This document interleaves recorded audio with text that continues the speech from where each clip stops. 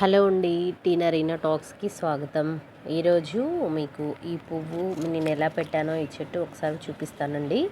ఇంతకుముందు ఉన్న పాత కుండీని తీసుకొని దాంట్లో ఉన్న ఆ మట్టి, పాత మట్టి అలానే ఉంది. ఒకటి వైట్ కలరు కొమ్మలు, ఒకటి పింక్ కలర్ కొమ్మలు తీసుకున్నాను. ఆ రెండు కొమ్మలు తీసుకొని ఒకటి వాటర్ బాటిల్ తీసుకున్నాను. ఇంకా నేను రోజు వేసే వేస్టేజ్ అనమాట, అంటే కూరగాయలు కట్ చేసినవన్నీ మట్టిలో వేసి పెడతాను. ఒక టబ్లో, చిన్న టబ్లో వేసి అయితే అది అంతా ఒక దగ్గర నేను మట్టిలో వేసి పెడతాను. అదొక కంపోస్ట్ లాగా తయారు చేసుకున్నానండి. ఇంకొకటి 2 లీటర్స్ బాటిల్ ఉంటుంది కదా, అది నేను కట్ చేశాను కింద నుండి. ఆ తర్వాత మట్టిని ఇంకా కంపోస్ట్ అంతా కలిపేసాను. ఆ రెండు కలిపేసి ఈ కుండీలో మొత్తం మట్టిని తీసేసి అవి రెండు కలిపిన తర్వాత మొత్తం దీంట్లో పెట్టేస్తున్నాను. మొత్తం మట్టిని మొత్తం దీంట్లో పెట్టి మధ్యలో బాటిల్ పెడతాను.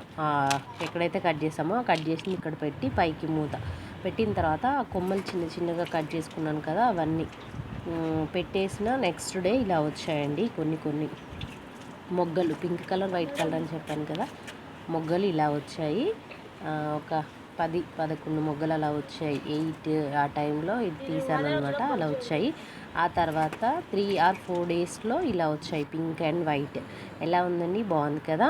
మీకు నచ్చితే please like, share and subscribe అండి. చూడండి ఎంత బాగుంది కదా. థ్యాంక్ యూ ఫర్ వాచింగ్ అండి. Thank you so much.